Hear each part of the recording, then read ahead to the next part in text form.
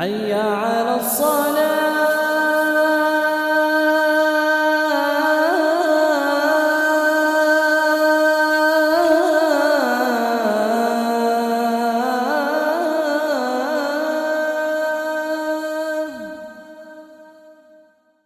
நம்ம ஜாமியா தாருல் இல்மிக்காக ஒவ்வொரு வீடியோவும் பார்க்கும் பொழுது 100 ரூபா போடுங்கன்னு சொல்கிறோம்.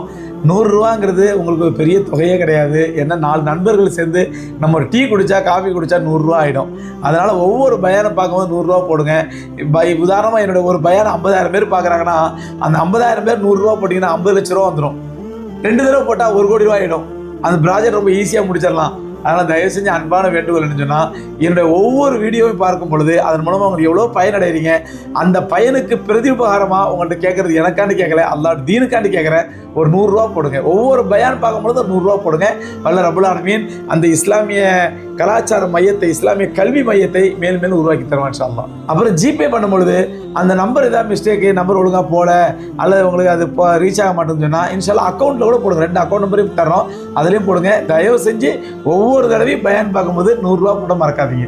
அல்ஹம்துலில்லாஹி ரப்பில் ஆலமீன் வஸ்ஸலாத்து வஸ்ஸலாம் அலா சய்யிதில் முர்சலீன் வ அலா ஆலிஹி வஸ்ஹாபிஹி அஜ்மாயின் அம்மா பாத். கண்ணியத்துக்குரிய சகோதரர்களை பெரியவர்களே, எல்லாம் வல்ல அல்லாஹ் ரப்புல் ஆலமீன் தன்னுடைய திருமறையில் குறிப்பிடும் பொழுது, குலில்லாஹும்ம மாலிக்கல் முல்கி தூத்தில் முல்க மன் தஷா வ தன்ஸிஉல் முல்க மிம்மன் தஷா வ துஇஸ்ஸு மன் தஷா வ துதில்லு மன் தஷா பியதிக்கல் கைர் அப்படிங்கிற வசனத்தில் சூரத் ஆல இம்ரான்ல அல்லாஹ் சொல்கிறான்.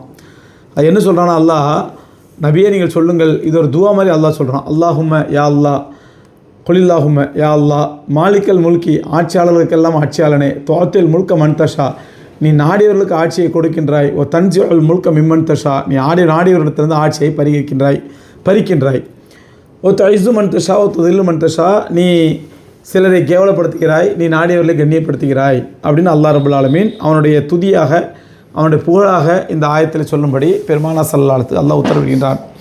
இந்த நேரத்தில் இன்னும் ஓரிரு நாட்களிலே தமிழகத்தில் தேர்தல் நடைபெற இருக்கின்ற இந்த சூழ்நிலையில், இந்த தேர்தல் கூத்துக்கள் நடக்கக்கூடிய இந்த சூழ்நிலையில் இந்த ஆயத்து மிக பொருத்தமான ஆயத்தாக இருக்கும் நிலையில் சில விஷயங்களை உங்களுக்கு சொல்கின்றேன். அருமைக்குரியவர்களே, இன்றைக்கி என்ன சொன்னால், இந்த தேர்தலை 2 விதமாக பார்க்கப்படுது. ஒன்றுன்னு சொன்னால், ஒரு சின்ன கூட்டம் தேர்தலை ஓட்டு போடுறது ஹராமு, ஓட்டுலாம் போடக்கூடாது அப்படின்னு சொல்லிக்கிற ஒரு கூட்டம் ஒரு பக்கம். இன்னொரு பக்கம் பெரும்பான்மையான முஸ்லீம்கள், குறிப்பாக பெரும் ஆலிம்கள் உலமாக்கள் உட்பட அவங்க சொல்கிறது இது ஜனநாயக கடமை, இதை நாம் நிறைவேற்றியாக வேண்டும், ஓட்டு போடுறது ஜனநாயக கடமை, நம்ம ஓட்டு போட்டு ஆகணும் அப்படின்னு சொல்லக்கூடிய உலமாக்கள் அவங்க சில ஹதீஸ்கள் ஆதாரங்கள் வச்சு விளக்க சொல்லிட்டு இருக்காங்க. இந்த 2க்கு நடுவில் பொதுமக்கள் இருக்காங்கள்ல, அவங்க ஒரு முஃப்திகள், பொதுமக்கள் முஃப்தி, அவங்க சில பேர் ஃபத்வா கொடுக்குறாங்க, நம்ம ஓட்டு போட்டு ஆகணும், இந்திய ஜனநாயக நாட்டில் நம்ம கடமை நிறைவேற்றணும், நம்ம ஓட்டு போடாட்டா பிஜேபி வந்துடுவான், அவன் வந்துடுவான், இவன் வந்துடுவான், அதனால் மார்க்கத்தெல்லாம் ஓரமாற்றிக்கு வைங்க, மார்க்கம் இதில் என்ன பேசும், அரசியல் வேறு ஆன்மீகம் வேறு, அங்கே அரசியல் பேசும்போது ஆன்மீகம் பேசக்கூடாது, அதனால் நம்ம ஓட்டு போட்டாகணும், அவங்க விருப்பப்பட்ட கட்சிக்கு ஓட்டு போடணும் அப்படின்னு பேசக்கூடிய ஒரு கூட்டம். சோதரில் இதில் நம்ம 3ஐயும் வச்சு பார்க்கும்பொழுது, முதல்ல இந்த அரசியல் வேறு ஆன்மீகம் வேறு என்ற கிறுக்குத்தனமான கொள்கை இருக்குது. இது முட்டாள்தனமான கொள்கை. இவங்க மார்க்கத்தை விளங்காமல் பேசுகிறது. இந்த அரசியல் வேறு ஆன்மீகம் வேறுன்னு பிரித்ததே முதல்ல தப்பு. ஏன்னா ஆன்மீகம் என்ற இஸ்லாம் என்ற ஆன்மீகம் அனைத்து துறைகளை பற்றியும் பேசும் பொழுது அரசியலை பற்றியும் பேசுகின்றது. ஒரு இஸ்லாம் என்ற ஆன்மீகம் நமக்கு ஆன்மீகத்தோடு நின்றுல. இஸ்லாம் என்ற மார்க்கம் வேறு ஆன்மீக தொழுகை, நோன்பு, சக்காத், ஹஜ் இதோடு நிறுத்திக்க சொல்ல, வியாபாரத்தை பற்றி சொல்லித்தருது, தொழில்துறையை சொல்லித்தருது, குடும்பவியலை சொல்லித் தருகின்றது, அறிவியலை பற்றி பேசுகின்றது. அப்போ பொருளியலை பற்றி, பொருளாதாரத்தை பற்றி, சமூகவியலை பற்றி, அறிவியலை பற்றியெல்லாம் பேசக்கூடிய ஆன்மீகம் அரசியலை பற்றி மட்டும் பேசாதா? அரசியலை பற்றி மட்டும் இஸ்லாம் பேசாதா? இது பைத்தியகாரத்தான தனம். ஆன்மீகம் வேறு அரசியல் வேறுன்னு சொல்லி முதல்ல இந்த ஆன்மீகம் வேறு அரசியல் வேறுன்னு யார் பிரித்ததுன்னு பார்த்தா இதுக்கு பின்னாடி பெரிய வரலாற்று பின்னணி இருக்குது. அதனால் முதல்ல இதை சொல்லிடுறேன். அறிவியலை கற்றுத்தரக்கூடிய மார்க்கம், குடும்பவியலை கற்றுத்தரக்கூடிய மார்க்கம், பொருளியலை கற்றுத்தரக்கூடிய மார்க்கம், அரசியலையும் கற்றுத்தருகிறது. ரசூலுல்லாஹி ஸல்லல்லாஹு அலைஹி வஸல்லம் அவர்கள் மிகப்பெரிய ஆபிதாக இருந்தாங்க, ஆன்மீகவாதியாக இருந்தாங்க, மிகப்பெரிய வியாபாரியாக இருந்தாங்க, சிறந்த வியாபாரியாக இருந்தாங்க. வியாபாரத்தை எந்தெந்த வியாபாரம் கூடும், எந்தெந்த வியாபாரம் கூடாதுன்னு சொல்லி அழகாக சொல்லி தந்தாங்க. இன்றைக்கி 20ஆம் நூற்றாண்டு கிட்டத்தட்ட இஸ்லாம் 1400 வருடங்கள் வந்த பிறகும் இன்றைக்கி வரக்கூடிய ஒரு புதுசாக ஒரு கிரிப்டோ கரன்சி அப்படின்னு ஒரு பிஸ்னஸ் வந்தால் அந்த பிஸ்னஸை பற்றி 1400 ரசூலுல்லாஹ் சொல்லியிருக்கிறாங்க. அதனோட பேசிக்காக அதனோட அடிப்படையில் சொல்லியிருப்பாங்க. இன்றைக்காக புதுசாக என்னென்ன வியாபாரம் வருகின்றதோ எல்லா வியாபாரம் ஹராமா ஹலாலா ஹதீஸின் அடிப்படையில் உலமாக்களால் ஃபத்வா கொடுக்க முடியும். அந்த அளவுக்கு பெருமானார் ஸல்லல்லாஹு அலைஹி வஸல்லம் தெளிவான ஒரு வியாபாரியாக இருந்தாங்க, பொருளியல் சொன்னாங்க, பொருளாதார நிபுணர் ரசூலுல்லாஹி ஸல்லல்லாஹு அலைஹி வஸல்லம் இருந்தாங்க. அதே மாதிரி ஆன்மீகவாதியாக இருந்தாங்க, அறிவியல்வாதியாக இருந்தாங்க, அரசியல்வாதியாக இருந்தாங்க.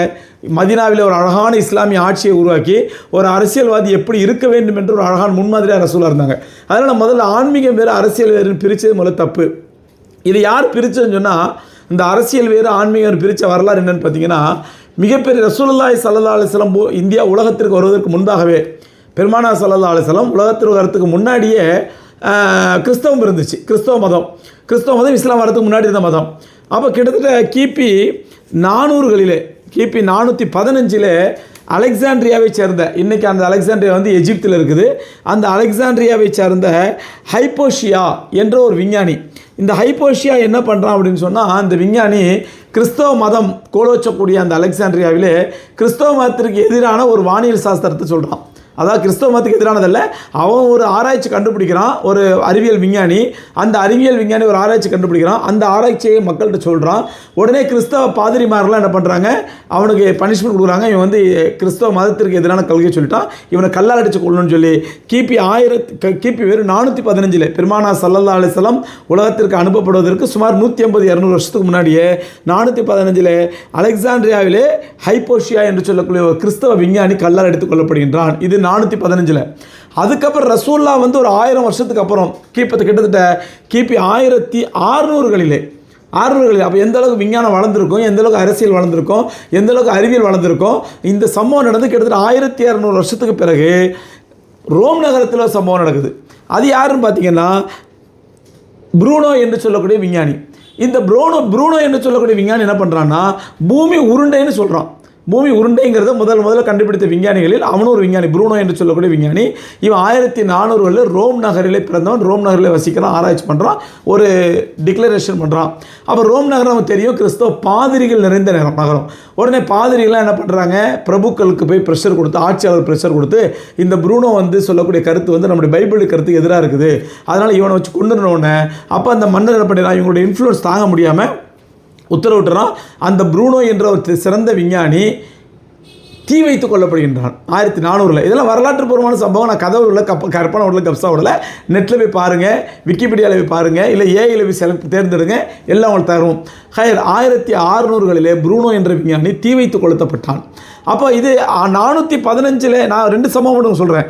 பெருமானார் ஸல்லல்லாஹு அலைஹி வஸல்லம் உலகத்திற்கு வருவதற்கு முன்பாக 415 ஒரு விஞ்ஞானி கல்லால் எடுத்துக் கொள்ளப்படுகின்றான். பெருமானார் பூமிக்கு வந்து 1000 ஆண்டுகளுக்கு பிறகு 1600களிலும் ஒரு விஞ்ஞானி தீ வைத்து கொல்லப்படுகின்றான் என்றால், இந்த 1200 ஆண்டுகள் கேப்புகளிலே எத்தனை விஞ்ஞானிகள் கொல்லப்பட்டிருப்பாங்க?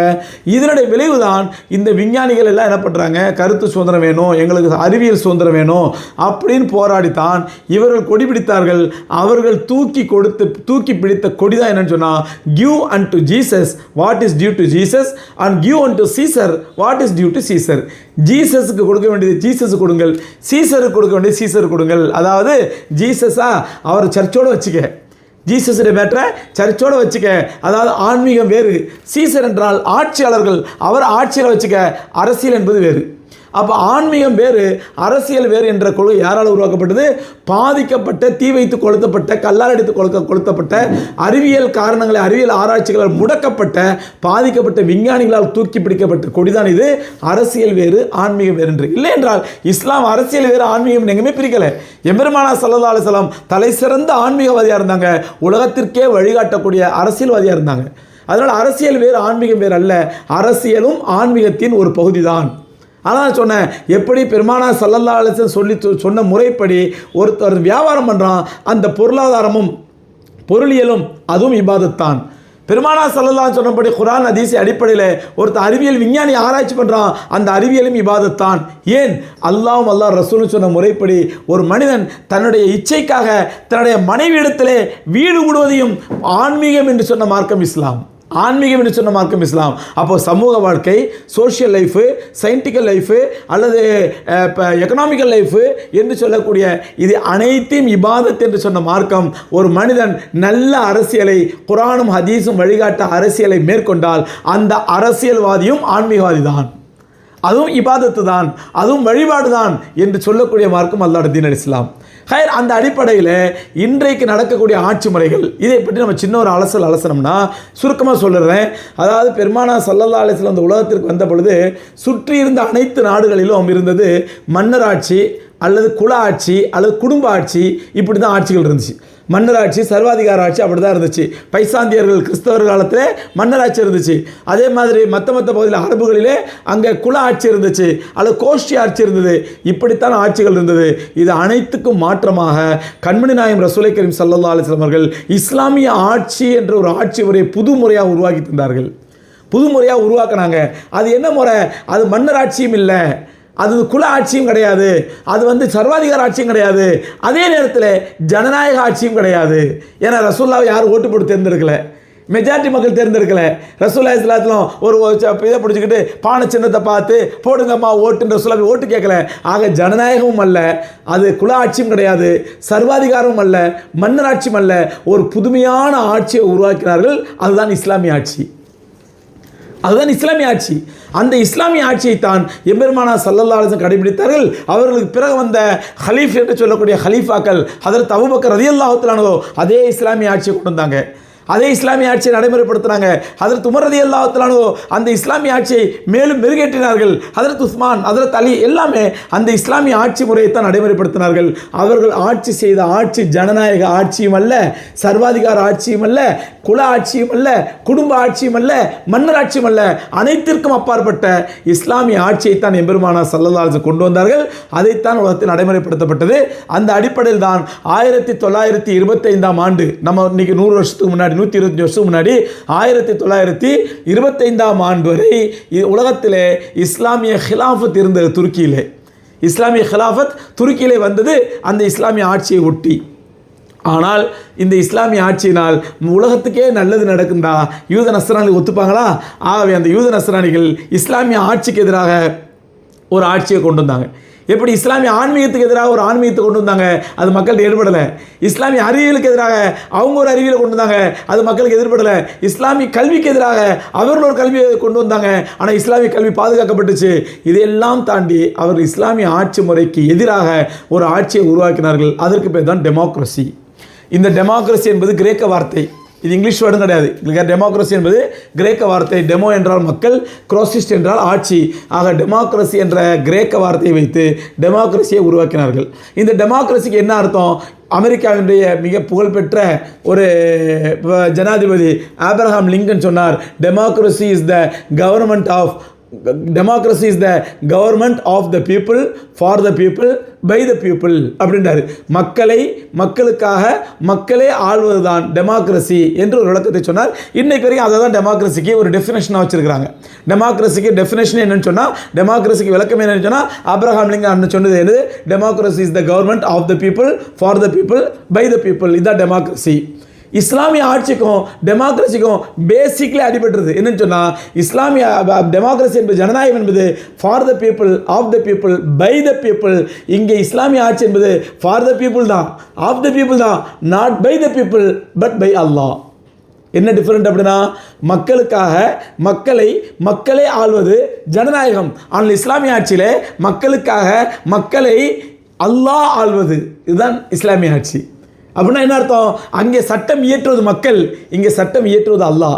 அல்லாஹ் ஒரு சட்டத்தை ஏற்றிட்டானா அதை மக்களுக்கு மாத்திர சக்தி கிடையாது. ஆனால் அங்கே அப்படி இல்லை. இன்னைக்கு இந்திய ஜனநாயகத்தில் 534 எம்பியில் சாராயம் ஹராமா ஹலாலா அப்படின்னு ஓட்டு எடுத்தா அதில் 534 பேரில் 268 பேர், பாதி 268 பேர் கையை தூக்கிட்டானா சாராயம் ஹலால். அதில் ஒருத்தன் கை இறக்கிட்டானா சாராயம் ஹராம். ஏன்னா ஹராம் மெஜாரிட்டி ஆகிடும். ஹலாலுக்கு ஒரு ஓட்டு கூட்டிடுச்சுன்னா அது ஹலால் ஆகிடும். அவன் ஒருத்தன் கையறிக்கிட்டானா ஹராம் கூட்டிடும். அப்போது ஒரு மார்க்கத்தில் ஹராம் ஹலால் என்பதை தீர்மானிப்பது ஒரு மனிதனுடைய கையில் இருக்குது. ஒரு மனிதன் ஒரு ஓட்டில் இருக்குது, ஹராமா ஹலாலான்னு சொல்லி. விபச்சாரம் ஹராமா ஹலாலா? இந்தியாவில் விபச்சாரத்தை ஹலாலாக்கி விட்டுலாமா?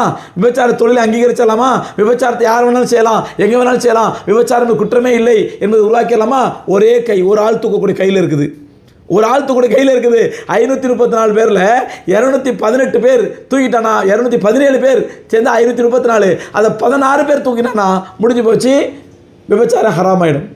ஒரு ஆள் எக்ஸ்ட்ரா ஊற்றிட்டானா விபச்சாரம் ஹலால் ஆகிடும். ஆக அல்லாவால் ஹராமாக்கப்பட்ட விபச்சாரம் டெமோக்ரஸியில் ஹலால் ஆக்கப்படும் ஒரே ஒரு ஆள் கையை தூக்குறத வச்சும் இறக்குறத வச்சோம். அவனை விலைக்கு வாங்கிட்டோம்னா முடிஞ்சு போச்சு, நம்ம இஷ்டத்துக்கு சட்டத்தை ஏற்றிக்கலாம். அவன் விலை போகலைண்டா நம்ம இஷ்டத்துக்கு சட்டத்தை மாற்றிக்கலாம். இதுதான் டெமோக்ரஸி.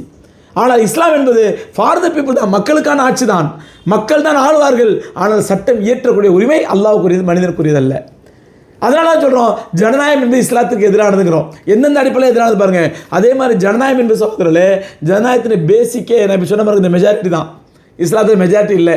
அல்லாஹ் குர்ஆனில் சொல்கிறான், அக்ஸர மன்ஃபில் அர்தி ல யுதில்லுக அன் சபீலில்லாஹ், உலகத்தில் உள்ள பெரும்பான்மை மக்களை நீங்கள் பேச்சு கேட்க ஆரம்பித்து விட்டால், பெரும்பான்மை மக்கள் பேச்சை கேட்க ஆரம்பித்து விட்டால், பெரும்பான்மை மக்களுடைய கருத்தை வைத்து நீங்கள் எந்த முடிவும் எடுக்க ஆரம்பித்து விட்டால், நீங்கள் கட்டுப்பட்டு விட்டால் பெரும்பான்மைக்கு யுதில்லுக அன் சபீலில்லாஹ், அல்லாஹ்வுடைய நேர்வழியை விட்டு அவர் உங்களுக்கு திருப்பி விடுவார்கள், வழிகெடுத்து விடுவார்கள். நீ பெரும்பான்மையோட தீர்மானிக்கிறதா? உலகத்தில் பெரும்பான்மை யாருங்க? உலகத்தில் பெரும்பான்மை யாரு? குஃபர் தானே, குஃபர் தானே பெரும்பான்மை. அப்போ அதான் சரின்னு சொல்ல முடியுமா? இந்தியாவோட பெரும்பான்மை யாரு? இஸ்லாமா குஃபரா? குஃபர் தானே. அப்போ அது சரின்னு சொல்ல முடியுமா? அப்போ உலகளாவிய பார்த்தாலும் குஃபர் தான் பெரும்பான்மை, அது பெரும்பான்மை குஃபர் தாங்கிறதுக்காண்டி குஃபரை சரின்னு சொல்ல முடியுமா? அதான் நியாயம் சொல்ல முடியுமா? அதான் உண்மைன்னு சொல்லிட முடியுமா? அல்ல இந்தியாவிலே குஃபர் தான் பெரும்பான்மைங்கிறதுனால குஃபர் சரி, குஃபர் தான் நியாயம், குஃபர் தான் உண்மைன்னு சொல்ல முடியுமா? ஆகவே பெரும்பான்மை சிறுபான்மை என்பது முடிவெடுக்க தெரியாத குழப்பவாதி ஏற்படுத்த முடிவுதான் இந்த ஜனநாயகத்தை பெரும்பான்மை சிறுபான்மை என்பது. இது அறிஞர் அண்ணா அழகாக சொன்னார். அறிஞர் அண்ணா அழகாக சொன்னார், எல்லாத்தையுமே பெரும்பான்மை அடிப்படையில் முடிவு செய்கிறதா இருந்தால், எல்லாத்தையுமே பெரும்பான்மை அடிப்படையில் முடிவு செய்கிறதா இருந்தால் இந்தியாவுடைய தேசிய பறவையாக நீ காக்கை தான் வைக்கணுன்றாரு. இந்தியாவோட தேசிய பறவையாக காக்கை தான் வைக்கணும், ஏன்னா அதுதான் பெரும்பான்மை. ஆனால் இந்தியாவோட தேசிய பறவை மயில் வச்சிருக்க, மயில் ரொம்ப அழகாக இருக்குன்னு சொல்லி இந்தியாவோட தேசிய பறவையாக வச்சிருக்கேன். ஆனால் அது ரொம்ப மைனாரிட்டி, சிறுபான்மை, அழகாக இருக்குது, கலையாக இருக்குது, இல்லைன்னு சொல்லலை. ஆனால் காக்கை தான் அதிகம், மெஜாரிட்டி பண்ணி காக்கை தான் தேசிய பறவையாக வைக்கணும். இப்போ சொல்கிறதா இருந்தால் இன்றைக்கு இந்தியாவில் மிக பெரும்பான்மையான தேசிய பறவை தான் கொசு தான் வைக்கலாம், ஏன்னா அதுதான் பெரும்பான்மை பறவை. பெரும்பான்மையான பறவை இது கொசு. அப்போ கொசு தான் இந்தியாவோட தேசிய பறவையாக வைக்கணும். அப்போ இப்படிப்பட்ட எக்கச்சக்கமான முரண்பாடுகளை உள்ளடக்கியது தான் ஜனநாயகம் என்பது. அதனால அல்லாஹ் பெரும்பான்மை சிறுபான்மை முக்கியத்துவம் கொடுக்கறதில்ல. ரெண்டாவது, ஜனநாயகத்துடைய சிஸ்டமே, நீ டெமோக்ரஸிங்கிறவன் இந்த ஜனநாயகம் ரொம்ப அற்புதமான சிஸ்டம், மக்களுக்காண்டி உள்ளது, மக்களை வாழ்றது, இப்பெல்லாம் நம்ம கற்பனை பண்ணிக்கிட்டு இருக்கோம், போய் சொல்லிட்டு இருக்கோம் நம்மள்கிட்ட. சகோதரர் நல்லா புரிஞ்சுங்க, நாம் போட்ட ஓட்டுனால்தான் மோடி நீங்கள் பிரதமராக இருக்காருங்கன்னா இதோட பெரிய ஜோக் என்ன இருக்க முடியும்? இதோட ஜோக் என்ன இருக்க முடியும்? சரி, பெரும்பான்மைப்படியே ஜனநாயகம் வந்து சிரிப்பாக சிரிக்கும். ஏன்னு சொன்னால் இன்றைக்கி பெரும்பான்மை மக்கள் இந்தியாவில் ஓட்டு போடுறாங்க. ஓட்டு போட்ட மக்களில் மோடி வாங்கின ஓட்டு எவ்வளோ பார்த்தீங்கன்னா 34%. மோடிக்கு ஆதரவாக மோடியோட கூட்டணி கட்சிகள் வாங்கிய ஓட்டு சதவீதம் எத்தனை சதவீதம்? 34%. அப்போ 34% ஓட்டுகள் மோடி வாங்கி வெற்றி பெற்றிருக்கிறார், பிரதமராக இருக்கிறாரு. அப்போ இந்தியாவோட 34% மக்கள் தான் மோடி எங்களுக்கு பிரதமராக வரணும்னு சொல்லி ஓட்டு போட்டிருக்கிறாங்க. அது இல்லாமல் 66% மக்கள் மோடி எங்களுக்கு வேணான்னு ஓட்டு போட்டிருக்காங்க. நல்லா கவனிங்க. அப்போ பெரும்பான்மைப்படியே சதவீத கணக்குப்படி பார்த்தா 66% மக்கள் ஓட்டு போடாத, ஓட்டு ஏன் போடலை? இந்த எனக்கு ஜனநாயக சிஸ்டமே வெறுப்புங்க, எனக்கு மோடியை பிடிக்கல, அதனால் ஓட்டே போட மாட்டேன். அப்போ ஓட்டு போடாதவன், மோடிக்கு எதிராக ஓட்டு போட்டவன், இவெல்லாம் எத்தனை பேருனா 66%. மோடிக்கு ஆதரவாக ஓட்டு போட்டவன் வெறும் 34%. அப்போ 34 சிறுபான்மை மக்கள் ஓட்டு போட்ட மோடி பிரதமராக, அவருக்கு எதிராக எங்களை மோடி பிரதமராக வேண்டாம்னு சொல்லி 66% மக்கள் ஓட்டு போட்டவங்க முட்டா பசங்களா? அப்போ இது என்ன மண்ணாங்கட்டி ஜனநாயகம்? நீ ஜனநாயகத்தில் மெஜாரிட்டி தான் முக்கியங்கிற, அப்போ இந்த மெஜாரிட்டி படியாக தீர்மானிக்கணுமா இல்லையா? அதனால தான் சகோதரர்களே, இதையெல்லாம் பார்க்கும்பொழுது தான் ஜனநாயகம் என்பது முழுக்க முழுக்க அது ஒரு ஷிர்கியத்தான கொள்கை, இஸ்லாத்திற்கு எதிரான கொள்கை. அது மட்டுமல்ல, நீ ஜனநாயகத்தில் தேர்தல் சிஸ்டம் இருக்குதுல்ல, எலெக்ஷன் சிஸ்டம், ஓட்டு பொறுக்கிற சிஸ்டம். இந்த தேர்தல் கூத்தில் ஓட்டு பொறுக்குவானுங்க, ஓட்டு பொறுக்கிங்க வருவானுங்களே, அந்த ஓட்டு பொறுக்கிங்களாம் என்ன பண்ணுவாங்க? அம்மா, ஐயோ, ஆத்தா, எனக்கு ஓட்டு போடுங்க, நான் காலில் விடுறேன், கையில் விடுறேன், உன் பிள்ளையை குளிப்பாட்டி விடுறேன், உன் பிள்ளைக்கு ஆய் கழுவி விடுறேன், உன் வீட்டில் வந்து இஸ்திரி போட்டு விடுறேன், உனக்கு காய்கறி எடுத்து கொடுக்குறேன், உனக்கு சமைச்சு கொடுக்குறேன், உனக்கு பண்ணுறானுங்களா இல்லையா இந்த ஓட்டு பொறுக்கிங்க? இந்த மாதிரி ஓட்டு பொறுக்குவதற்கு, ஓட்டு பொறுக்குவதை பெருமானா ஸல்லல்லாஹு ஹராம் என்று சொல்வது மட்டுமல்ல, அவன் நரகவாதிங்கிறாங்க, நரகவாதிங்கிறாங்க. அந்த ஹதீஸில் சொல்கிற பாருங்க, புகாரியோட ஹதீஸில் வருது, பெருமானா ஸல்லல்லாஹு அலைஹி வஸல்லத்திட்ட ஒரு முறை அபு முஸல் அஷ்அரி ரலியல்லாஹு தஆலா கேட்குறாங்க, யா ரசூலல்லாஹ், எனக்கு ஏதாவது இப்போ அபு முஸல் அஷ்அரி அறிவிக்கிறாங்க. அப்போ ரசூலா சொல்கிறாங்க, அவங்களுக்கு லா தஸ்அலில் இமாரத்தை, எப்போவுமே ஆட்சி அதிகாரத்தை கேட்காத, பிச்சை எடுக்காத, எனக்கு ஓட்டு போடு, என்னை எம்எல்ஏவாக்கு, என்னை எம்பியாக்கு, என்னை மந்திரியாக்கு அப்படின்னு சொல்லி ஊருடாவே பிச்சை எடுக்காத. லா தஸ்அல் இமாரத்தை, இமாரத்தை பிச்சை கேட்காது. ஆட்சி அதிகாரத்தை பிச்சை கேட்காது. ஏனென்றால் நீ பிச்சை கேட்டு அதனால் உனக்கு அந்த பதவி கிடைத்தால் உக்கில் தலைகா, நீ அதன் மீதே சாட்டப்பட்டு விடுவாய். உனக்கு எந்த உதவியும் கிடைக்காது. அது ஒழுங்காக நேர்மையாக நிறைவேற்ற மாட்டேன், நிறைவேற்ற தெரியாது. 5 வருஷம் கழிச்சு மறுபடியும் மக்கள்கிட்ட போய் பள்ளி இழிச்சிக்கிட்டு நிற்பேன். அவனை அடித்து விரட்டுவான், கிராமத்தில் தொடப்பக்கட்டையால் விரட்டுவான், அடி வாங்கிட்டு வருவேன், கேவலப்படுவேன். ஏன்? நீ அதன் மீதே சாட்டப்பட்டு விட்டாய். நீ பிச்சை இடத்துல வாங்கின ஓட்ட, ஆட்சியை பிச்சை இடத்துல வாங்கின, அதிகாரத்தை பிச்சை இடத்துல வாங்கினேன், எம்எல்ஏ எம்பியை மந்திரி பதவியை பிச்சை இடத்துல பிச்சை வாங்கி வாங்கினேன். அதனால் நீ அதன் மீது சாட்டப்பட்டு விடுவாய். மக்கள் நல்லது செய்ய மாட்டேன். நீ கேட்காமல், நீ விரும்பாமல் மக்களாக கொண்டது, ஐயா நீ தான் எங்களை தொகுதி எம்எல்ஏ அன்ன போஸ்ட் ஒன்று தேர்ந்தெடுக்கிறோம், அன்ன போஸ்ட் ஒன்று தேர்ந்தெடுக்கிறோம், நீ தான் எம்எல்ஏ இருக்கணும் அப்படி என்று திணிக்கப்பட்டால் உனக்கு அதில் அல்லாஹ்வோட உதவி கிடைக்கும். நீ நல்லாட்சி செய்வாய், மக்களுக்கு நல்ல பேர் வாங்குவாய். ரசூலா சொல்கிறாங்க. இவ்வளோ தெளிவாக புகாரி ஹதீஸில் வருது. இன்னொரு ஹதீஸில் வருது, ஒரு சஹாபி ரசூலாட்ட வந்து யார் ரசூலல்லாஹ் எனக்கு ஏதாவது அரசு பதவி தாங்கன்னு கேட்டாங்க. ரசூலா சொன்னாங்க, இன்னா வல்லாஹி லா நுவல்லி ஹாதல் அமத ஹதன் சாலஹு வலா ஹதன் ஹரஸ் அலைஹி. சத்தியமாக சொல்கிறேன், அல்லாஹ் மேலே சத்தியமாக சொல்கிறேன். ரசூலா சொல்கிறாங்க, இன்னா வல்லாஹி அல்லாஹ் மேலே சத்தியமாக சொல்கிறேன், யார் என்னிடத்தில் இந்த பதவியை கேட்கிறார்களோ அல்லது பதவி மோகம் கொண்டவர்களாக இருக்கிறார்களோ அவருக்கு இந்த பதவி ஒருபோதும் கொடுக்க மாட்டேன். ரசூலா சொல்கிறாங்க, பதவி மோகம் கொண்டவனுக்கோ பதவி வந்து கேட்குறவனுக்கோ நான் ஒருபோது கொடுக்க மாட்டேன். ஒரு முறை அபூதர் கிஃபாரி ரலியல்லாஹு அன்ஹு ரசூலாட்ட வந்தாங்க. அவங்களோட ஒரு ஆசை இருந்துச்சு, நம்மளை எங்கேயா ரசூலா வந்து ஒரு ஹலீஃபாவை அனுப்ப மாட்டாங்களா, ஒரு ஆளுநரை அனுப்ப மாட்டாங்களா, ஒரு அமீரை அனுப்ப மாட்டாங்களா அப்படின்னு நினைச்சு. அபூதர் கிஃபாரி எவ்வளோ பிரியத்துக்குரிய சஹாபி, அல்லாஹ் ரசூலுக்கு நெருக்கமான சஹாபி. யார் யாரையும் ரசூலா ஹலிஃபா நியமித்தாங்க, யார் யாரையும் ரசூலா கவர்னர் நியமித்தாங்க. அபூதர் கிஃபாரி அவ்வளோ பேணுதலானவர், அவ்வளோ பற்றற்ற வாழ்க்கை வாழ்பவர், அவ்வளோ தங்கமானவர். அவருக்கு ஒரு ஆசை இருந்துச்சு, ரசூலா நம்மளை அனுப்ப மாட்டேங்கிறாங்களே அப்படின்ட்டு. ரசூலா அவர் ஆசையை புரிஞ்சுக்கிட்டாங்க. கூப்பிட்டு சொன்னாங்க, யா அபாதர், புகாரில் கூட ஹதீஸ், அபுதாவில் கூட ஹதீஸ் சொன்னாங்க, யா அபாதர் இன்னக்க வைஃபுன், நீ ரொம்ப பலகீனமான ஆளுப்பா, உன்னை பற்றி எனக்கு தெரியும், நீ ரொம்ப பலகீனமான ஆள். இன்னஹா அமானத்துன், பதவி பொறுப்புறதே அது மிகப்பெரிய அமானித பொறுப்பு, அல்லாஹ்விடத்தை பதில் சொல்ல வேண்டிய அமானித பொறுப்பு. இன்னஹா யௌமல் கியாமத்து ஹிஸ்யு நதாமா, இந்த பொறுப்பை ஏற்றவன் அதனுடைய ஹக்கை நிறைவேற்றவில்லை என்றால் கியாமத் நாளிலே கேவலப்பட்டு அசிங்கப்பட்டிருப்பான் அல்லாஹ்வுக்கு முன்னாடி, மக்களுக்கு முன்னாடியும். ஆனால் உனக்கு வேணாம் இது அப்படின்னு நான் பெருமானார் ஸல்லல்லாஹு அலைஹி வஸல்லம். அதனால் அபூபக்கர் ஹஜ்ரத் உமர் ரலியல்லாஹு அன்ஹு வரலாறு பார்க்குறோம். அவர்களுக்கு பிறகு அவங்களுடைய மகனார் அப்துல்லா இப்னு உமர் ரலியல்லாஹு தஆலாவை அமீரா தேர்ந்தெடுக்கணும், ஹலீஃபாவை தேர்ந்தெடுக்கும் பொழுது முதல் எதிர்ப்பை தெரிஞ்ச உமர் தான். எனக்கு பெரிய மகனை தேர்ந்தெடுக்காதீங்க, தேர்ந்தெடுக்கக்கூடாது, பஸ் சாசனம் எழுதிட்டு போனாங்க. அல்லாஹ்வுடைய தர்பாரிலே கேவலப்பட்டு நிற்பதற்கு, குற்றவாளியாக நிற்பதற்கு என்னுடைய குடும்பத்தில் நான் போதாதா, என்னுடைய மகனுக்கும் இந்த நிலைமை வர வேண்டுமா என்று நினைத்தார்கள்.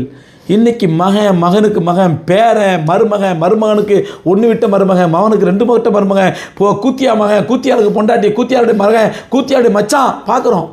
இன்றைக்கி காமராஜர் அன்னைக்கு சொன்னாராம், கூத்தாடி இடத்துல ஆட்சி ஒப்படைக்காதீர்கள், அவன் கூத்தியாள்கிட்ட ஒப்படைச்சிட்டு போவான்ட்டு. எம்ஜிஆர் என்ன பண்ணார்?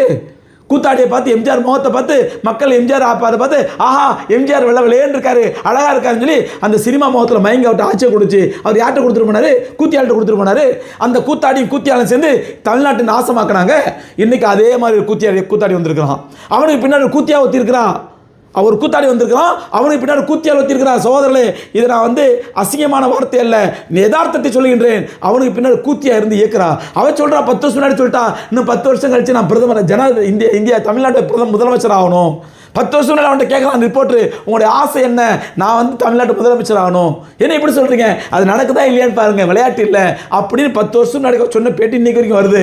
இன்றைக்கி அவளை வச்சிருக்க தான் என்ன பண்ணுறான், அவன் கூத்தாடியாக வந்து நின்று அவளுக்கு தன்னுடைய ஆட்சியை வாங்கி கூத்தியாள்கிட்ட கொடுக்கறதுக்காக வேண்டி இன்றைக்கி வந்து நிற்கிறான். அருமைக்குரியவர்களே, இப்படிப்பட்ட சூழ்நிலையிலே நாம் அரசியலில் ஓட்டு போடுறது இபாதத்து, நம்முடைய கடமை, நம்ம பணி செய்யணும். இன்னும் சில பேர் விளங்காமல் என்ன சொன்னா, இது ஒரு ஷஹாதத்து, சாட்சி, இது ஷஹாதத்தில் ஷஃபாத். சாட்சி சொல்ல கூப்பிட்டா உண்மையான சாட்சி சொல்லத்தான் செய்யணும், உண்மையான சாட்சி சொன்னால் செய்யத்தான் சொல்லணும். ஏன்னா அல்லாஹ் சொன்னான், ஒமன் கத்தம ஷஹாதத்தன் ஃபஹுவ ஆசிமுன் கல்பு, யார் ஒருவன் சொல்ல வேண்டிய சாட்சியை சொல்லாமல் மறைத்தானோ அவன் உள்ளத்தால் பாவிங்கிறான் அல்லாஹ். அதனால் சொல்ல வேண்டிய இடத்தை சொல்ல தான் செய்யணும். ஆனால் அங்கே யாரும் சாட்சி சொல்கிறது? எல்லாம் திருட்டு பையன், எல்லாம் முள்ள மாதிரி. ஒரு நல்லவனை காட்டுங்க, நம்ம அவனுக்கு சாட்சி சொல்லுவோம். நீ வேட்பாளர் தொகுதியில் 10 பேர் இருக்கிறான்டா, இந்த 10 பேரில் இவன் நல்லவன் வல்லவன், இவனுக்கு ஓட்டு போடுங்க, யாரையா காட்ட முடியுமா? அது சீமான் கட்சியாக இருக்கட்டும், விஜய் கட்சியாக இருக்கட்டும், திமுகவாக இருக்கட்டும், அதிமுக கூட்டணியாக இருக்கட்டும், அத்தனை கூட்டணி சொல்கிறேன், ஒரு நல்லவனை காட்ட முடியுமா? அல்ல நிற்கக்கூடிய முஸ்லீம்கள் கூட நாங்கள் பதவியில் இருக்கும் பொழுது நாங்கள் டெண்டரில் கமிஷன் வாங்கலை, நாங்கள் ஊழல் பண்ணலை, சத்தியம் பண்ண தயாரா? எவன் நல்லவன் இன்னைக்கு ஜனநாயகத்தில்? ஏன்னா நம்ம அவங்கள குறை சொல்லலை, இந்த டெமோக்ரஸி சிஸ்டம் அப்படி இருக்குது. நீ முதல் லாபம் சம்பாதிக்கிற தொழில் இது. நீங்கள் ஜனநாயக அரசியலுங்கிறது. நீங்கள் 5 கோடி ரூபா போட்டு நான் முதல் போட்டு நான் ஜெயிச்சேன்னா எதுக்காக வேண்டி நான் சோஷியல் சர்வீஸ் பண்ணுறேன், சமுதாய சேவை செய்கிறதுக்கு 5 கோடி ரூபா சம்பாதிச்சு 5 கோடி ரூபா போடுறேன். அடுத்த 5 வருஷத்தில் 5 கோடி போட்டதுக்கு 50 கோடி எடுத்துருவேன். இல்லை நான் அப்படிலாம் எடுக்க மாட்டேன் அப்படின்றாலும் உங்கள் தொகுதியில் நீங்கள் ரோடு போடுறதா இருந்தாலும் சரி, ரோட்டுக்கு தார் போடுறதா இருந்தாலும் சரி, அதில் ஒரு கமிஷன் தருவான். அதை யாரெல்லாம் உங்களுக்கு வட்ட செயலாளரோ மாவட்ட செயலாளரோ எவெல்லாம் உங்களுக்கு தேர்தல் வேலை செஞ்சானோ அவனுக்கு நீங்கள் கொடுத்தவனுக்கு கமிஷனை நீங்கள் எடுக்காட்டா அவனுக்கு கொடுத்தாகணும். அப்படியே வாங்காட்டா அடுத்த தேர்தல் வேலை செய்ய மாட்டான். அப்போ இந்த சிஸ்டமே அப்படித்தான் இருக்குது. எவ்வளோ தக்குவாதாரி எவ்வளோ நல்லவனாக இருந்தாலும் சரி, அவன் ஒன்று ஊழல் நேரடியாக செய்ய வேண்டும், அல்லது ஊழலை கண் மூடி கைகட்டி வேடிக்கை பார்க்க வேண்டும். அவனோட ஆபத்தானவன். ஊழலை நேரடியாக செய்பவனை விட ஆபத்தானவன் யாரு? ஊழலை கண் மூடி வேடிக்கை பார்ப்பவன், கண்ணை மூடிக்கொள்பவன். அப்போ ஒரு மோமின் எப்படி இருக்கணும்? ஒன்று ஊழல் செஞ்சு தான் ஆகணும், அல்லது நடக்கிற ஊழலை கண்கட்டி பார்க்கணும், வேடிக்கை பார்க்கணும். ஏன் இன்னைக்கு திமுக செஞ்ச ஊழலை ஒரு முஸ்லீம் கட்சியில் உள்ளவங்க ஏற்று பேச முடியுமா? திமுக இந்த மாதிரி ஊழல் பண்ணியிருக்குது, இந்த மாதிரி அநியாயம் பண்ணுறது சொல்ல முடியுமா? இல்லை திமுக ஊழலே செய்யாத ஒரு பரிசுத்தமான கட்சியா? அருமைக்குரியவர்களே, ஜனநாயகம் என்று வந்த பிறகு அது சீமானா இருக்கட்டும் அல்லது பேமானியா இருக்கட்டும், யாராக இருந்தாலும் அத்தனை பேருமே திருட்டு பசங்க. இப்போ நம்ம என்ன பண்ணுறது? ஓட்டு போடாமல் இருக்கணும். ஓட்டு போட்டால் அல்லாஹ் குர்ஆனில் சொல்கிறான், ஒமை யஷ்ஃபா ஷஃபாஅத்தன் ஹஸனத்தன் யகுல்லஹு நஸீபு மின்ஹா ஒமை யஷ்ஃபா ஷஃபாஅத்தன் ஸய்யத்தன் யகுல்லஹு கிஃப்லு மின்ஹா. யார் ஒருவன் நல்ல விஷயத்துக்கு ரெக்கமெண்ட் பண்ணுவானோ அந்த நன்மையில் அவனுக்கு பங்கு கிடைக்கும். யார் ஒரு தீயவனுக்கு ரெக்கமெண்ட் பண்ணுவானோ அவன் செய்யக்கூடிய தீமையிலே இவனுக்கும் பங்கு கிடைக்கும். நீங்கள் நம்ம யாருக்கு ரெக்கமெண்ட் பண்ண போகிறோம்? திமுக காலம் நம்ம நல்லவன், ஆனால் திமுக கூட்டணி ஓட்டு போடுங்க அப்படிங்கிறதுனாலயா? தயவு செஞ்சு என்னோட எந்த ஒரு வார்த்தையும் வைத்து கட் அண்ட் பேஸ்ட் வச்சு முடிவு பண்ணாதீங்க. முழுமையாக கேட்டுட்டு அப்புறம் நான் சொல்கிறத முடிவு போங்க. திமுக இவர் என்ன பண்ணுற? ஆதரவு தெரிவிக்கிறாரா எதிர்க்கிறாரா? போன வாரம் திமுக ஓட்டு போடுங்கன்றாரு, நீ திமுக திருட்டு பையங்கிறாரு. அதுவும் சரிதான், இதுவும் சரிதான். நான் திமுக ஓட்டு போட்டேன்னு சொன்னதும் சரிதான், திமுக திருட்டு பையன் சொல்றதும் சரிதான். அப்போ திமுகவுக்கு ஓட்டு போடுங்கிறது சகோதரர்களே, அல்லாஹ் சொல்கிறான் ஷஃபாஅத்தன் செய்யா, கெட்ட ரெக்கமெண்டேஷன், கெட்டவனுக்கு தீவனுக்கு செய்யக்கூடிய ரெக்கமெண்டேஷன். அப்போ தீயவனுக்கு ரெக்கமெண்ட் பண்ணால் அது என்ன ஆகிடும்? அவன் செய்யக்கூடிய பாவங்களில் நீயும் உனக்கு பங்கு வந்துடும். ஒரு எம்எல்ஏக்கு திமுக காரங்க தானே போய் ஓட்டு போட்டுருவோம், திமுக கூட்டணி ஓட்டு பண்ணுறான். அவன் ஜெயிச்ச பிறகு என்ன பண்ணுறான்? பிரார்த்தல் தொழில் பண்ணுறான், அல்லது சாராய கடை ஏழை எடுத்து நடத்துகிறான், அல்லது ஃபித்னா பண்ணுறான், ஃப்ராடு பண்ணுறான், ஊழல் பண்ணுறான், லஞ்சம் பண்ணுறான். அவன் செய்யக்கூடிய அத்தனை பாவத்திலும் ஓட்டு போட நமக்கும் ஒரு பங்கு. இதுதானே அல்லாஹ் சொல்லக்கூடிய இந்த ஆயத்து. அப்புறம் என்ன பண்ணலாம்? ஓட்டு போடாமல் இருக்கலாமா?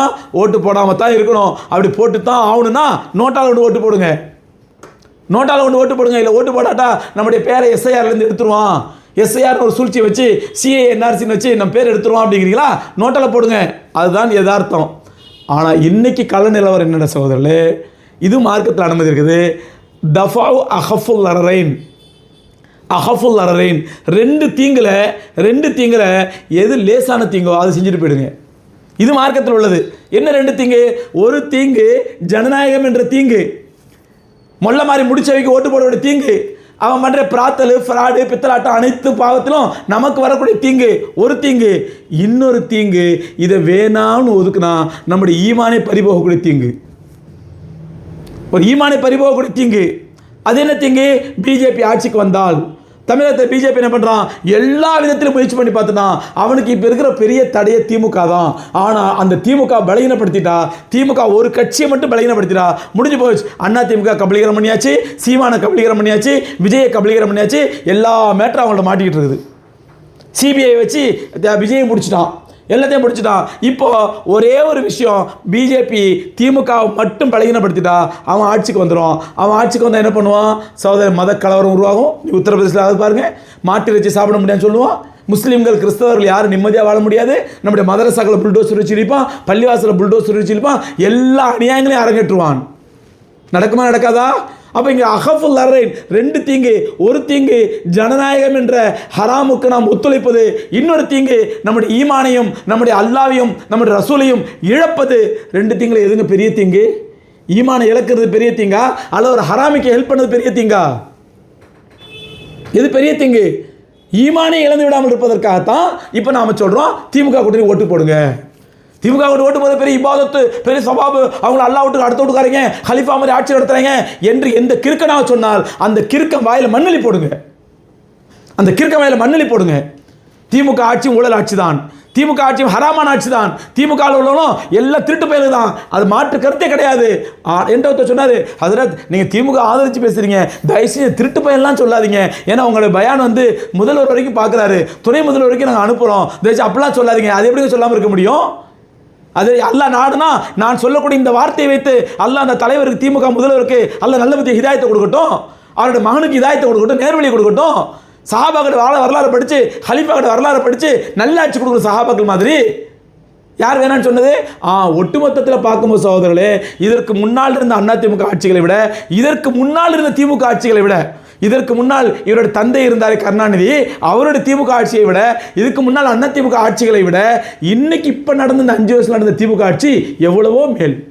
மக்கள் நல திட்டங்கள் எவ்வளோ கொண்டு வந்திருக்காங்க, அதெல்லாம் இல்லைன்னு சொல்ல முடியாது. ஏழை பாளைகளுக்கு எவ்வளோ உதவி செஞ்சுருக்கிறாங்க, அதெல்லாம் இல்லைன்னு சொல்ல முடியாது. அதுலேயும் கொஞ்சம் திருடுனா, அதுலேயும் கொஞ்சம் கொள்ளடிச்சான், நீ அது ஜனநாயக சிஸ்டம், தேன் எடுத்தவன் அக்க தான் செய்வான், அது நீ ஏற்படுத்தி வச்ச கிறுக்குத்தனமான ஜனநாயக சிஸ்டம். அதுதான் நம்ம சொல்கிறோம், ஜனநாயக சிஸ்டம் ஓரமாத்திக்கு போட்டு இஸ்லாமிய ஆட்சி முறை கொண்டு வாங்கன்னு சொல்கிறோம். நம்ம ட்ரை பண்ணி பாருங்க, இஸ்லாமிய ஆட்சி முறை ட்ரை பண்ணி பாருங்க, அதை நடைமுறைப்படுத்தி பாருங்க, சாத்தியத்துக்கு ஒத்து வருமா ஒத்து வராதான்னு பாருங்க. ஹைர் சகோதரர்களே, எல்லா விஷயங்களும் விரிவாக அலசி நாம் பார்க்கும் பொழுது இன்றைய சூழ்நிலையில் வரக்கூடிய தேர்தலில் தயவு செய்து சீமானுக்கோ விஜய்க்கோ ஓட்டு போடாதீர்கள். அப்படி ஓட்டு போடுறது ஹராமலையும் பெரிய ஹராம், உங்களுடைய ஈமானை கெடுக்கக்கூடிய ஹராம். சீமானுக்கு ஓட்டு போட்டாலும் சீமான் ஜெயிக்க போகிறதில்ல, அவன் நல்லவனா கேட்டான் அடுத்த பிரச்சனை, அவன் கண்டிப்பாக ஜெயிக்க போகிறதில்ல, அது திமுகவை பலகீனப்படுத்தும். விஜய்க்கு ஓட்டு போட்டாலும் அவன் நல்லவனா வல்லவனா, அவன் வந்து இப்போ கூத்தியால வச்சிருக்கிறான், திரிஷா வச்சிருக்கிறான், வருமான வரி கட்டலை, அதெல்லாம் பார்க்கல. அந்த கிரைட்டீரியாலாம் பார்த்தா எல்லாமே திருட்டு போயிருங்க. எந்த அரசியலும் தான் கூத்தியா வைக்கல. எம்ஜிஆர்லேருந்து ஆரம்பிச்சு இன்னைக்கு இருக்கிற வரைக்கும் அத்தனை அரசியல் கூத்தியா வச்சிருக்கிறோம். முஸ்லீம் அல்லாத அரசியல்வாதிங்க, கூத்தியா இல்லாதவன் யாரு? பொம்பளைட்டு போகாதவன் யாரு? எவன் தான் சுத்தமாக இருக்கிறான்? அதெல்லாம் அது கிரைட்டீரியா இல்லை. வருமான வரி கட்டலை, காருக்கு வருமான வரி கட்டலை, அதெல்லாம் எந்த அரசியலில் தான் வருமான வரி கட்டினா? அதெல்லாம் கிரைட்டீரியா இல்லை சகோதரர்களே. நாம் சொல்வது இன்றைக்கு பாருங்கள், ஜனநாயகன் என்ற படத்தில் முஸ்லீம்களை அவ்வளோ கேவலமாக, அவ்வளோ மகா பயங்கர தீவிரவாதிகளாக காட்டியிருக்கான்னு சொன்னால் இவன் எந்த மாதிரி சிந்தனை உள்ளவன்? அப்போ இவன் சிந்தனைப்படி செய்யலை, இவன் சொந்த சுய சிந்தனைப்படி செய்யலை, இவனை ஆர்எஸ்எஸ் இயக்குகிறது, ஆர்எஸ்எஸ் ஆட்டுவிக்கிறது. அதை வச்சு இந்த தேர்தல் நேரத்தில் கூட முஸ்லீம்களை பயங்கரவாதிகள், தீவிரவாதிகள், குண்டு வைக்கிறவன் என்று சொல்கிறான் என்றால் இவன் நம்ம என்ன சொல்கிறது? மற்றபடி ஏதாவது முஸ்லீம் பொம்பளை சொன்னால் எங்கள் புருஷன் விஜய் ஓட்டு போடாட்டா விஷயத்தில் கொள்ள தீ வச்சிரும் இது வச்சிரும் சொல்லி என் புருஷனை விட எனக்கு விஜய் தான் முடியும் முஸ்லீம் பொம்பளை சொன்னா அப்படின்னா இதெல்லாம் நான் நம்ப தயாராக இல்லை. ஒரு முஸ்லீம் பொம்பளை சொல்ல மாட்டா. இதெல்லாம் யாருக்கோ புர்காவை போட்டு கூப்பிட்டு வந்து இவங்க ஐடிவி கூட ரெடி பண்ணியிருக்கலாம். ஒரு பொண்ணுக்கு புர்கா போட்டு இப்படி சொல்லுமா 1000 ரூபா தரேனக்கா, எந்த பொண்ணு சொல்ல போது 1000 பொண்ணு இருக்குது. அதனால் முஸ்லீம் பெண்களோட சொல்ல மாட்டாங்க, சொன்னால் முஸ்லீமாக இருக்க மாட்டான். ஒரு பெண் முஸ்லீம் பெண்ணு விஜயை விட என் புருஷனை விட எனக்கு விஜய் தான் பிடிக்கும் அப்படின்னு சொன்னான்னா அவன் வேசி விபச்சாரி, அவங்க முஸ்லீமாக இருக்க முடியாது. ஒரு யாரோ ஒரு பொண்ணை புர்காவை போட்டு இப்படி சொல்லுமான்னு சொன்னால் அவள் சொல்ல போகிறா. ஏன்னா நீ ஐடிவியில் எல்லாமே நடக்கும். அதனால் சகோதரர்களே, தாடி வச்ச ஒரு முஸ்லீம் விஜய்க்கு சப்போர்ட் பண்ணுறாங்கிறத வச்சோ, புர்கா போட்ட ஒரு முஸ்லீம் விஜய்க்கு சப்போர்ட் பண்ணுறத வச்சோ நம்பாதீங்க. இதெல்லாம் பொய், இதெல்லாம் செட்டப்பு, இதெல்லாம் ஸ்கிரிப்டு. அதனால் நம்பாதீங்க. முஸ்லீம்கள் எந்த காரணத்தை கொண்டும் விஜய்க்கோ சீமானுக்கோ ஓட்டு போடாதீங்க. நீங்கள் அல்லாட தௌபா செஞ்சு 2 ரக்காத் தொழுது அல்லாட தௌபா செய்யுங்க. ஓட்டு போட வரதுக்கு முன்னாடி 2 ரக்காத் தொழுது அல்லாட தௌபா செய்யுங்க. யா அல்லாஹ், இந்த 2 ஹராமில் பெரிய ஹராம் விட்டு பாதுகாப்பதற்காண்டி சின்ன ஹராமை செய்யறான்ல. பெரிய ஹராம் என்ன அல்லாஹ் அனுமதிக்கிறான். உயிர் போகக்கூடிய நிலைமை ஏற்பட்டால் பன்றிக்கறி எடுத்துக்க அல்லாஹ் அனுமதிக்கின்றான். அந்த மாதிரி வாய்ப்பை நம்ம பயன்படுத்திட்டு அல்லாஹ் 2 ஹராமில் சின்ன ஹராம் செய்கிறேன் அல்லாஹ், இதை மன்னிச்சிரு அல்லாஹ் ரப்புல் ஆலமீனே, நான் செய்யக்கூடிய இந்த முயற்சியை கபூல் செஞ்சு ஒரு நல்லாட்சியை இந்தியாவில் தமிழகத்தில் ஏற்படுத்தக்கூடிய அல்லாஹ், முஸ்லீம்களுக்கு ஆபத்து இல்லாத, ஈமானுக்கு ஆபத்து இல்லாத ஒரு ஆட்சியை ஏற்படுத்தக்கூடிய அல்லாஹ் அப்படின்னு 2 ரக்காத் துவா செஞ்சுட்டு நேர பூத்துக்கு போய் தயவு செய்து உங்களுடைய ஓட்டுக்களை விஜய்க்கோ சீமானுக்கோ போடாமல், அதிமுக கூட்டணிக்கு போடாமல் திமுக கூட்டணி போடுங்க. வல்ல ரப்புல் ஆலமீன் நம்ம எல்லோருடைய ஈமானை பாதுகாப்பானாக. இந்த நாசகார ஆர்எஸ்எஸ் சக்திகளுடைய ஆட்சியை விட்டோம், நாசகார ஆர்எஸ்எஸ் அடிமைகளுடைய ஆட்சியை விட்டோம், நாசகார ஆர்எஸ்எஸ் முகமூடிகளை விட்டோம் அல்லாஹ் உலகத்தில் ஒட்டுமொத்த மக்களையும் பாதுகாப்பானாக. நம்முடைய இந்தியாவையும் நாசகார ஆர்எஸ்எஸ் அழிவு சக்தியிலிருந்தும், பிஜேபி என்ற ஒரு போலித்தனமான அரசியல் நடத்தக்கூடிய கேடுகட்ட ஆட்சியிலிருந்தும் நம்முடைய இந்தியாவை பாதுகாப்பானாக. நம்முடைய இந்தியாவை உலக தரத்திலே தலை நிமிர்ந்து நிற்கக்கூடிய பாக்கியத்தை அல்லாஹ் தந்தருள்வானாக.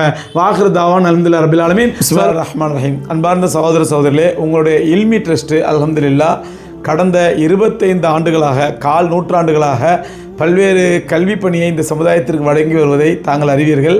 அடுத்த தலைமுறை படித்த தலைமுறையாக உருவாக்க வேண்டும் என்ற அடிப்படையிலே அல்ஹம்துலில்லாஹ் மார்க்க கல்வியும் உலக கல்வியும் ஒரு சேர்ந்து இருக்க வேண்டும் என்ற அடிப்படையில் இல்மி பல்வேறு கல்வி சேவைகளை வழங்கி வருவதை தாங்கள் அறிவீர்கள்.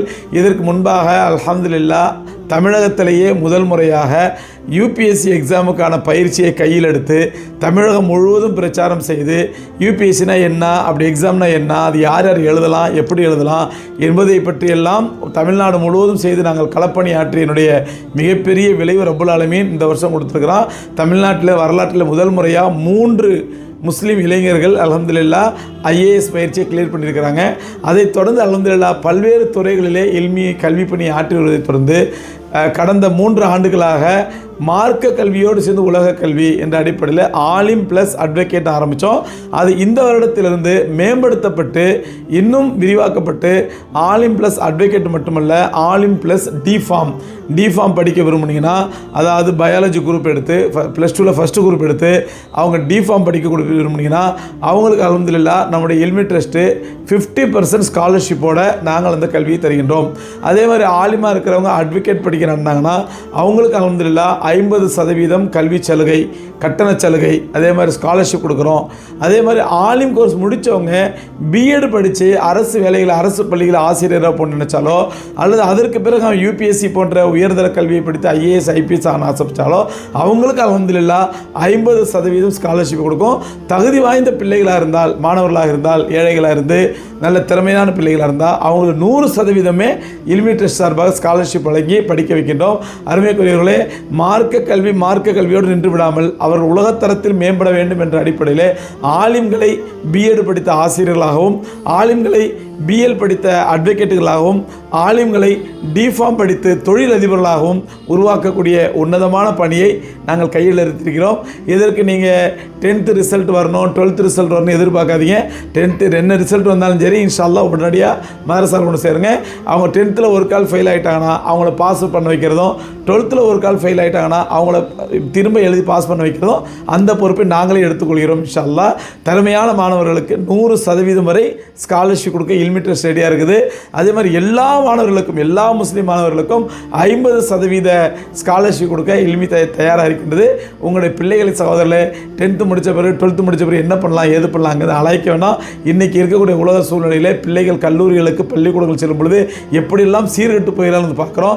அதையெல்லாம் தவிர்த்து பிள்ளைகள் ஒழுக்கத்தோடு, மார்க்க இபாதத்தோடு, மார்க்க பற்றோடு, சமுதாய சிந்தனையோடு, அதே நேரத்தில் உலக கல்வியும் சிறப்பாக கல்வதற்கு அல்லாஹ் கொடுத்த ஒரு அரிய வாய்ப்பு தான் ஜாமியா தாருல் இல்மி. உடனே தொடர்பு கொள்ளுங்கள், பின்வரும் நம்பரை தொடர்பு கொள்ளுங்கள். அல்லது நேரடியாக இங்கே கொடுக்கப்பட்ட லொக்கேஷனுக்கு நேரடியாக மதரசாவுக்கு வாங்க. நேர்முக தேர்வுக்கு பிறகு இன்ஷாஅல்லாஹ் உங்களுக்கு அட்மிஷன் வழங்கப்படும். அல்லாஹ் கொடுத்த இந்த அரிய வாய்ப்பை உங்களுடைய பிள்ளைகளுடைய எதிர்கால வாழ்க்கையை கணக்கில் கொண்டு அடுத்த தலைமுறையை படித்த தலைமுறையாக உருவாக்குவதற்காக இல்மி மேற்கொண்டுள்ள இந்த மைல்கல் பிரயாணத்தில் நீங்களும் பங்கெடுங்கள். வாருங்கள், சேர்ந்தே பணியாற்றுவோம். ரப்புல் ஆலமீன் நமக்கு அருள் புரிவானாக.